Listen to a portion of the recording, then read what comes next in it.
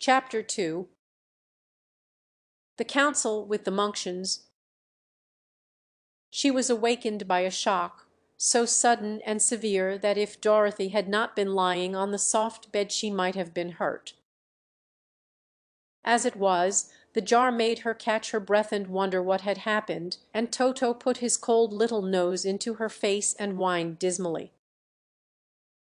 Dorothy sat up and noticed that the house was not moving, nor was it dark, for the bright sunshine came in at the window, flooding the little room.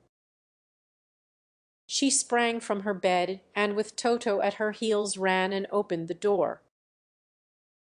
The little girl gave a cry of amazement and looked about her, her eyes growing bigger and bigger at the wonderful sights she saw. The cyclone had set the house down very gently for a cyclone in the midst of a country of marvelous beauty. There were lovely patches of greensward all about, with stately trees bearing rich and luscious fruits. Banks of gorgeous flowers were on every hand, and birds with rare and brilliant plumage sang and fluttered in the trees and bushes. A little way off was a small brook, rushing and sparkling along between green banks, and murmuring in a voice very grateful to a little girl who had lived so long on the dry grape prairies. While she stood looking eagerly at the strange and beautiful sights, she noticed coming toward her a group of the queerest people she had ever seen. They were not as big as the grown folk she had always been used to, but neither were they very small. In fact, they seemed about as tall as Dorothy, who was a well-grown child for her age, although they were, so far as looks go, many years older. 3 were men and 1 a woman, and all were oddly dressed. They wore round hats that rose to a small point a foot above their heads, with little bells around the brims that tinkled sweetly as they moved. The hats of the men were blue, the little woman's hat was white, and she wore a white gown that hung in pleats from her shoulders. Over it were sprinkled little stars that glistened in the sun like diamonds. The men were dressed in blue, of the same shade as their hats, and wore well-polished boots with a deep roll of blue at the tops. The men, Dorothy thought, were about as old as Uncle Henry, for 2 of them had beards. But the little woman was doubtless much older. Her face was covered with wrinkles, her hair was nearly white, and she walked rather stiffly. When these people drew near the house where Dorothy was standing in the doorway, they paused and whispered among themselves, as if afraid to come farther. But the little old woman walked up to Dorothy, made a low bow, and said, in a sweet voice, "You are welcome, most noble sorceries, to the land of the Munchkins. We are so grateful to you for having killed the wicked witch of the East, and for setting our people free from bondage." Dorothy listened to this speech with wonder. What could the little woman possibly mean by calling her a sorceress and saying she had killed the wicked witch of the East? Dorothy was an innocent, harmless little girl who had been carried by a cyclone many miles from home, and she had never killed anything in all her life. But the little woman evidently expected her to answer, so Dorothy said, with hesitation, "You are very kind, but there must be some mistake. I have not killed anything." "Your house did, anyway," replied the little old woman, with a laugh, "and that is the same thing. See," she continued, pointing to the corner of the house. "There are her 2 feet, still sticking out from under a block of wood."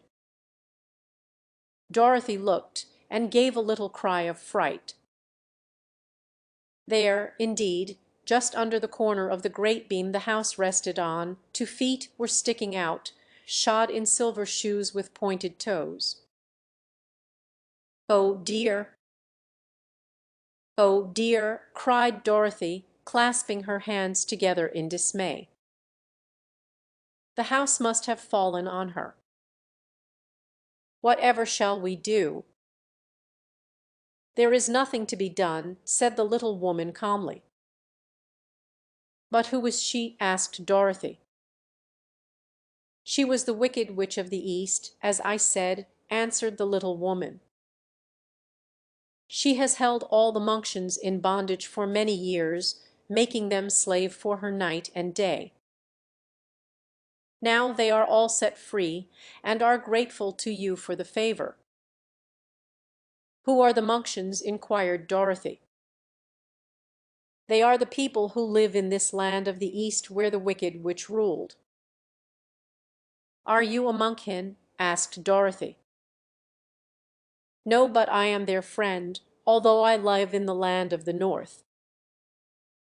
When they saw the Witch of the East was dead, the Munchkins sent a swift messenger to me, and I came at once.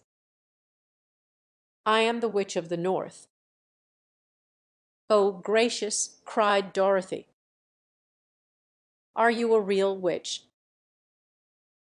Yes, indeed, answered the little woman. But I am a good witch, and the people love me.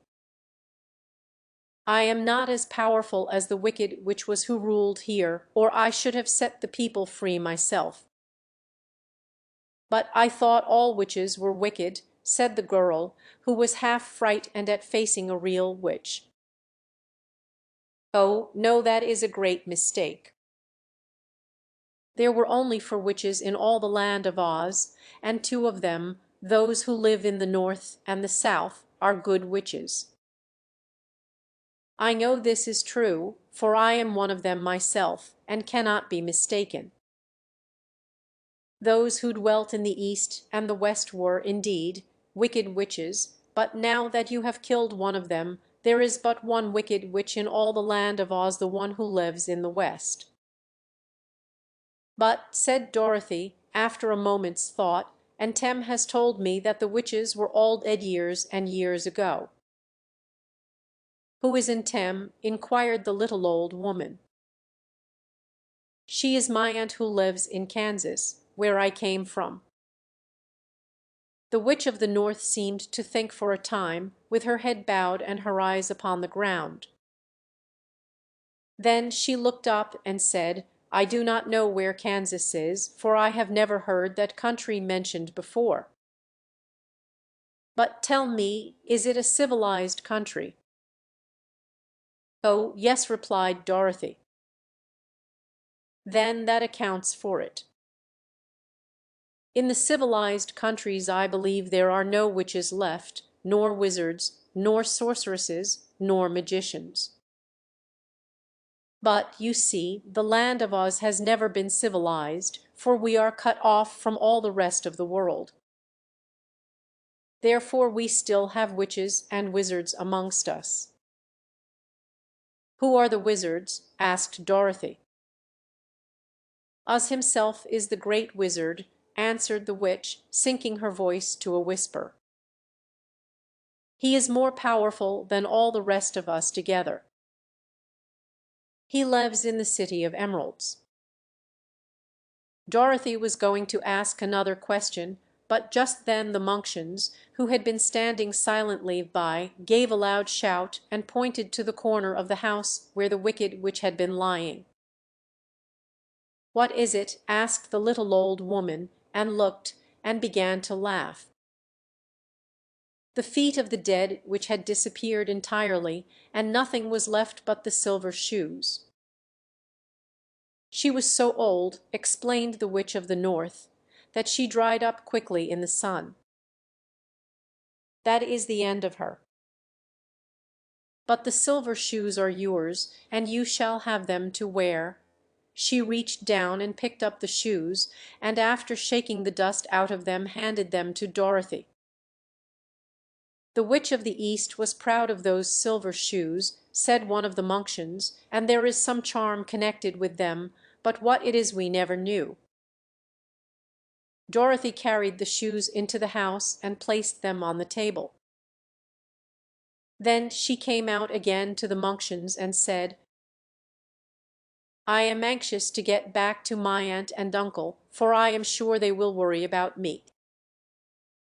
Can you help me find my way?" The Munchkins and the witch first looked at one another, and then at Dorothy, and then shook their heads. "At the east, not far from here," said one, "there is a great desert, and none could live to cross it." "It is the same at the south," said another, "for I have been there and seen it." "The south is the country of the Quadlings." "I am told," said the third man, "that it is the same at the west." "And that country, where the Winkies live, is ruled by the wicked witch of the west, who would make you her slave if you passed her way." "The north is my home," said the old lady, "and at its edge is the same great desert that surrounds this land of Oz." "I'm afraid, my dear, you will have to live with us." Dorothy began to sob at this, for she felt lonely among all these strange people. Her tears seemed to grieve the kind-hearted Munchkins, for they immediately took out their handkerchiefs and began to weep also. As for the little old woman, she took off her cap and balanced the point on the end of her nose, while she counted 1, 2, 3 in a solemn voice. At once the cap changed to a slate, on which was written in big, white chalk marks, "Let Dorothy go to the City of Emeralds."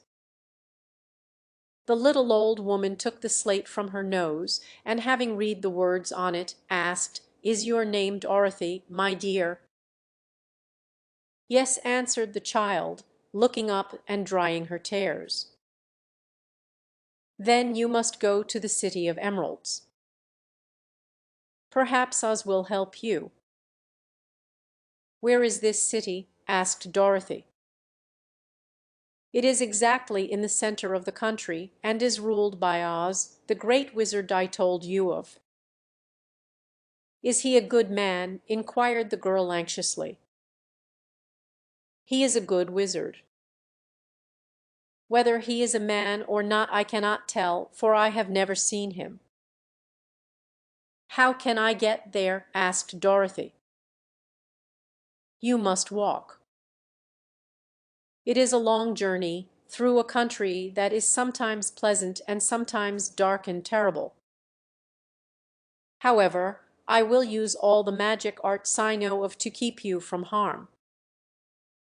"Won't you go with me?" pleaded the girl, who had begun to look upon the little old woman as her only friend.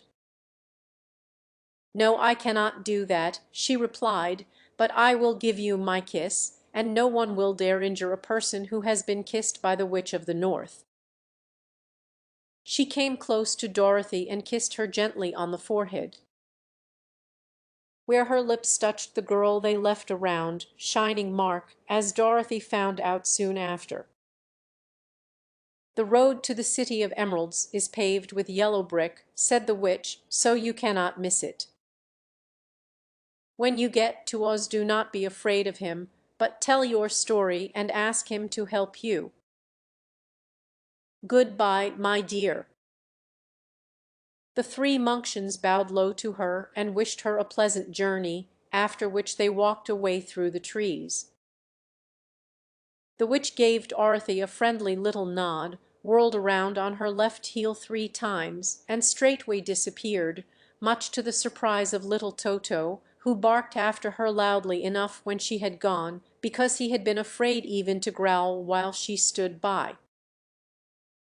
But Dorothy, knowing her to be a witch, had expected her to disappear in just that way, and was not surprised in the least.